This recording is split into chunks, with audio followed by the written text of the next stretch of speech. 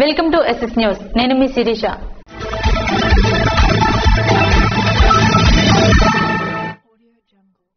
పండగ వాతావరణంలో సొంత ఊళ్లకు వెళ్లేవారు ఇంటిని జాగ్రత్తగా తాళం వేసుకుని వెళ్లాలని జయర్పురం ఎస్ఐ రాజేష్ అన్నారు. పండగను సొంత ఊళ్ళో జరుపుకోవడానికి వెళ్తున్నారా?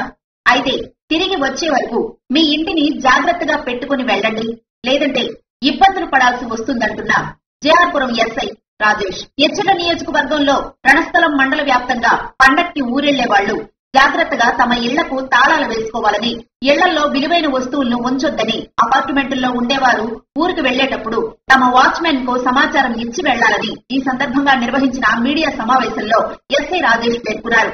మరోవైపు సంక్రాంతి పండుగ నేపథ్యంలో మండల వ్యాప్తంగా మరింత గస్తీ పెంచుతున్నట్లు తెలిపారు.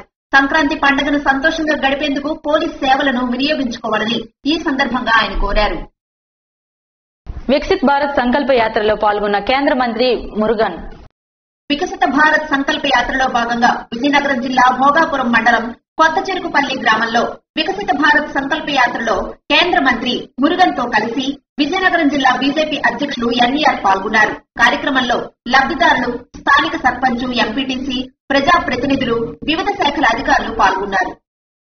విజయనగరం జిల్లా పూసపాటిరేగ మండలంలో జరిగే సాగర్ పరిక్రమ కార్యక్రమంలో పాల్గొన్న కేంద్ర మంత్రి పరశోత్తం రూపాల.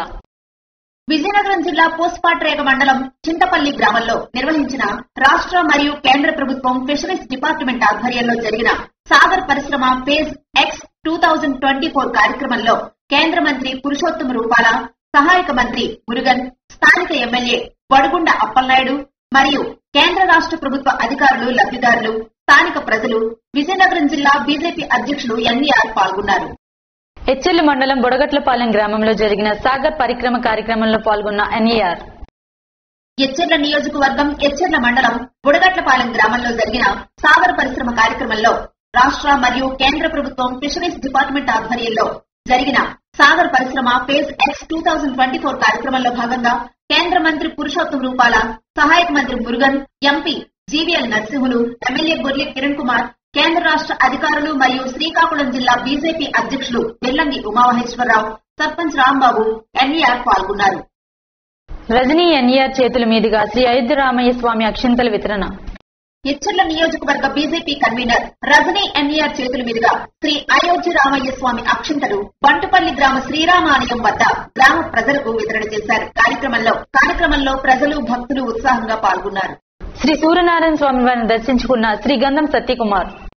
ప్రత్యక్ష దైవం, ఆరోగ్య ప్రదాత శ్రీ సూర్యనారాయణ స్వామి వారిని శనివారం central railway information system Delhi శ్రీగంధం సత్యకుమార్ దేవాలయానికి విచ్చేసి స్వామివారిని దర్శించుకున్నారు.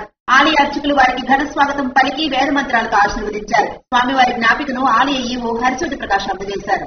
కార్మికుల ద్రోహి వైసీపీ ప్రభుత్వం జగన్మోహన్ రెడ్డి అని మాజీ శాసనసభ్యులు నర్సంపేట ఇన్ఛార్జ్ బొగ్గు రవణమూర్తి విమర్శించారు.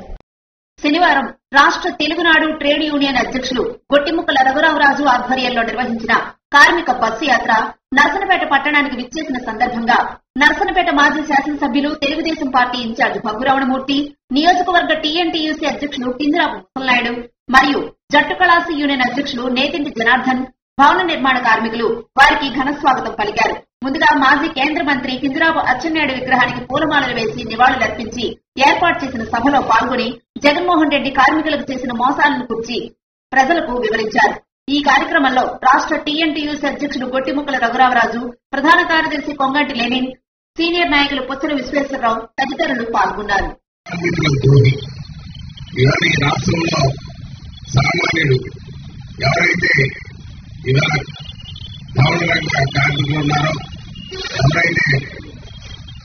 మరి కళాశాలిగా సమానంగా పనిచేసినటువంటి మరి అసంఘటిత కార్మికులు, అలాగే మోటార్ యూనియన్ వారు, వివిధ కార్మిక సంఘాన్ని ఇవాళ దగ్గర చేసి వాళ్ళ కష్టాలను దోపిడీ చేస్తున్నాడు. ఈవేళ సామాన్యమైన కుటుంబం బతకాలంటే 20-25 రూపాయలు లేకపోతే ఆ కుటుంబం బతికే పరిస్థితి లేదు. అదే తెలుగుదేశం ప్రభుత్వ హయాంలో ఒక 7,000 రూపాయలు ఉంటే ఆ కుటుంబం గడిచే పరిస్థితి ఉండేది. మరి ఈవేళ అన్ని నిత్యావసర రేట్లు పెరిగిపోయాయి. అలాగే మద్యం, ఇసుక, ఇటువంటి కరెంట్ ఛార్జీలు ఇవన్నీ అమాంతంగా పెరిగిపోయి ఇవాళ ప్రభుత్వ దోపిడీ చేస్తుంది. ప్రభుత్వం అడ్డం పెట్టుకుని ఈ జగన్మోహన్ రెడ్డి ప్రభుత్వం, జగన్మోహన్ రెడ్డి ప్రజల తాలుగా రక్తాన్ని జలగలాగా పీలుస్తున్నాడు. మరి అర్థం చేసుకోవాలి. ఇవాళ చంద్రన్న బీమా పెట్టి పేదవాడిని ఏదైనా జరగడం జరిగితే వాళ్ళకి ఆదుకునే ప్రభుత్వం తెలుగుదేశం ప్రభుత్వం. ఇవాళ బీమా పథకాన్ని కలిపి వర్తింపు చేసే పరిస్థితి లేదు. మరి పేదవాడు మరి తెల్లవారు బయలుదేరి వాడు పట్టణం వచ్చి పని చేసుకుంటే 5 రూపాయలకి అన్నా క్యాంటీన్లో భోజనం దొరికేది. ఇవాళ అటువంటి అన్నా క్యాంటీన్లు లేవు. విద్యుత్ ఛార్జీలు కట్టలేని పరిస్థితిలోకి వెళ్ళిపోయి, పప్పుల నుంచి ఉప్పుల నుంచి ఆయిల్ నుంచి ఏం కొనాలన్నా ఆకాశానికి వెళ్ళిపోయి ఇవాళ కార్మికులు బ్రతికే దుర్భరంగా ఉండే పరిస్థితి ఉంది. అందువల్ల మళ్ళా తెలుగుదేశం రావాలి, కార్మికుల సమస్యలు తీరాలి, కార్మికుల సంక్షేమానికి పట్టుబడి ఉంది. కాబట్టి తెలుగుదేశం పార్టీ కార్మికుల ఆకలి నుంచి పుట్టిందే తెలుగుదేశం పార్టీ ఇచ్చారో అవన్నీ మొత్తం రాష్ట్రంలో ఇల్లు మన రఘురామరాజు నాయకత్వంలో మరి కార్మిక నాయకులంతా తిరిగి కార్మికుల ద్వారా న్యాయమైన డిమాండ్స్ ఏమున్నాయో అవన్నీ మరి దాని మీద ఒక కమిటీ వేసి దాన్ని అధ్యయనం చేసి మన మేనిఫెస్టోలో కలిపి పొందుపరచడం జరుగుతుందని ఈ సందర్భంగా తెలియజేస్తూ కార్మికుల ఐక్యత మన భక్తులు బాగుపడాలంటే ఈ సైకోని ఈ రాష్ట్రం నుంచి పాల్గొనవలసిన అవసరం ఉంది. మళ్ళా చంద్రబాబు నాయకత్వం రావాల్సిన అవసరం ఉందని ఈ సందర్భంగా తెలియజేస్తూ ఏమంటారు, సైకిల్ పోవాలి, సైకిల్ రావాలి. అలాగే పవన్ కళ్యాణ్ గారు అన్నారు, మరో MP bye bye MP bye bye Jagan. మనం అలాగే టీఎంసీ నుంచి ఒక స్వామిని తీసుకొచ్చాం. అహంకారం పోవాలి, ఆత్మగౌరవం రావాలి. తెలుగువాడి ఆత్మగౌరవాన్ని నిలబెట్టబడి తెలుగుదేశం పార్టీ, తెలుగువాడి ఆత్మవిశ్వాసాన్ని నిలబెట్టి చంద్రబాబు నాయుడు గారు. కాబట్టి అహంకారం పోవాలి, ఆత్మగౌరవం రావాలి. మనం ఈరోజు కార్మిక చైతన్య యాత్రగా ఎక్కడి నుంచి బయలుదేరి నర్సనపేట రావడం జరిగింది. అసలు కార్మిక చైతన్య యాత్ర ఎందుకు మొదటి వచ్చిందో ముందుకు తెలియజేస్తా. 2014 నుంచి 19 వరకు ఈ రాష్ట్రంలో ఉన్న అన్ని రంగాల కార్మికులు, భవన నిర్మాణ కార్మికులు అవ్వండి, రవాణా కార్మికులు అవ్వండి, అంగన్వాడీలు అవ్వండి, ఆశా వర్కర్లు అవ్వండి, మున్సిపల్ ఎంప్లాయీస్ అవ్వండి, ప్రతి ఒక్క కార్మికుడు ఆనందంగా ఉన్నాడు. ఇవాళ రాష్ట్ర వ్యాప్తంగా అంగన్వాడీలు కానివ్వండి, ఆశా వర్కర్లు కానివ్వండి, మిడ్ డే మీల్ సప్లైస్ కానివ్వండి, ప్రైవేట్ స్కూల్ టీచర్స్ కానివ్వండి, మున్సిపల్ ఎంప్లాయీస్ కానివ్వండి, అన్ని వర్గాల కార్మికులు, ఆర్టీసీ కార్మికులు కానివ్వండి, హిందుస్థాన్ కార్మికులు కానివ్వండి, అన్ని వర్గాల కార్మికులు రోడ్డు మీద కూర్చున్నారు. అందరూ చర్చలకి ముఖ్యమంత్రి దగ్గరికి వచ్చేవాళ్ళు. కనీసం ఈరోజు ఈ 5 సంవత్సరాల కాలంలో ఏ కార్మిక నాయకుడైనా సరే ఒక్కసారైనా సరే ముఖ్యమంత్రికి అంత అవకాశం ఇచ్చాడని ముఖ్యమంత్రి పడుతూ ఉన్నారు.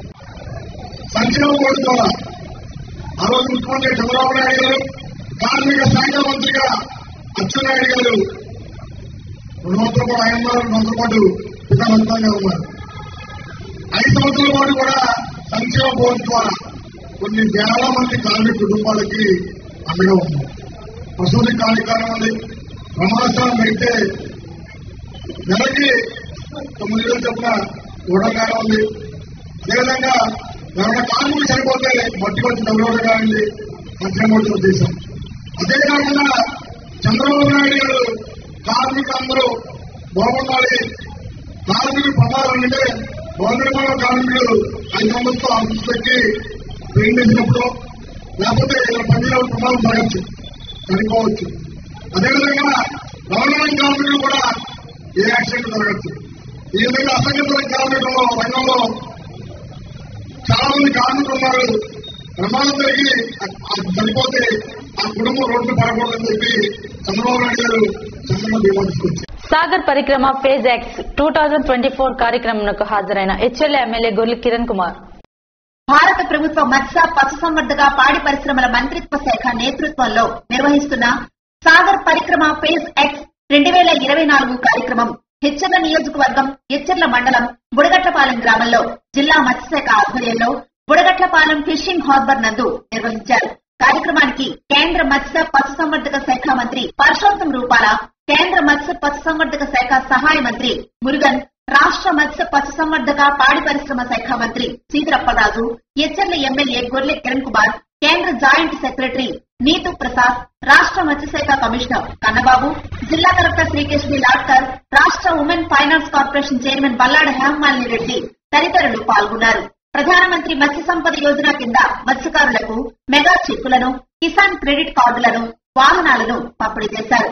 కార్యక్రమంలో భాగంగా ఎచ్చెర్ల ఎమ్మెల్యే గొర్లె కిరణ్ కుమార్, కేంద్ర మత్స్య పశుసంవర్ధక శాఖ మంత్రి పరశోత్తం రూపాల, కేంద్ర మత్స్య పశుసంవర్ధక శాఖ సహాయ మంత్రి మురుగన్ కి ఘనంగా సన్మానించారు.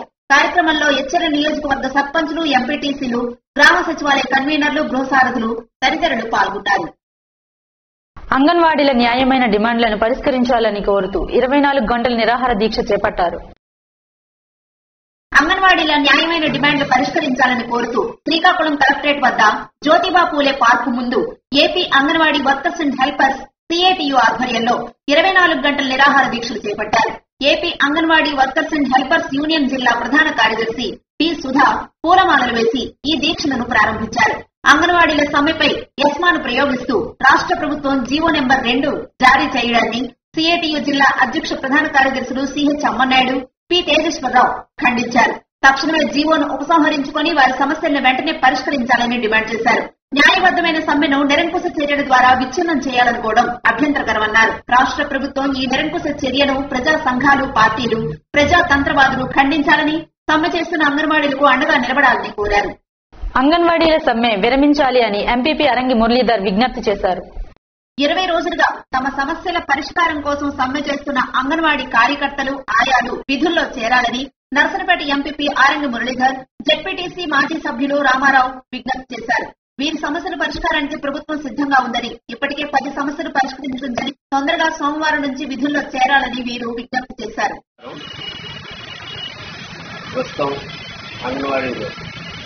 సమ్మె చేస్తున్న విషయం మనందరికీ తెలిసిందే. వాళ్ళ యొక్క ప్రధానమైన 11 డిమాండ్లో 10 డిమాండ్లు జగనన్న ప్రభుత్వం నెరవేరుస్తామని చెప్పి హామీ ఇవ్వడం జరిగింది. ఇంకా ఆ హామీని కాకుండా ముందు కొట్టుదలగా వాళ్ళు దీక్ష చేయడం, ధర్నాలు చేయడం తగదు. ఎందుకంటే ప్రభుత్వం కూడా ఈ విషయం పట్ల చాలా సీరియస్గా ఉంది. ఎస్మాపో కూడా ప్రయోగం చేస్తామని చెప్పేసి ప్రభుత్వం వారు కూడా తెలియజేయడం జరిగింది. కాబట్టి తక్షణమే నర్సంపేట ఐసీడీకి సంబంధించి నర్సంపేట, పోలాకి మండలాల యొక్క అంగన్వాడీలు ధర్నాలు నిర్వహించాలని చెప్పేసి కోరుకుంటున్నాము. గతంలో కూడా ఎంతో మేలు చేయడం జరిగింది అంగన్వాడీకి. ఇంకా భవిష్యత్తులో కూడా అనేకమైన మేలు చేయడానికి ప్రభుత్వం సిద్ధంగా ఉంది. దయచేసి ప్రభుత్వానికి వ్యతిరేకంగా ఎటువంటి చర్యలు తీసుకున్న ఎస్మాపో నుంచి వాళ్ళ మీద చర్యలు తీసుకోవడం జరుగుతుంది. కాబట్టి తక్షణమే విధులు హాజరవ్వాలని చెప్పి కోరుతున్నాం. ఇవి ఈనాటి వార్తలు. మరిన్ని వార్తలతో మళ్ళీ కలుద్దాం. చూస్తూనే ఉండండి SS న్యూస్.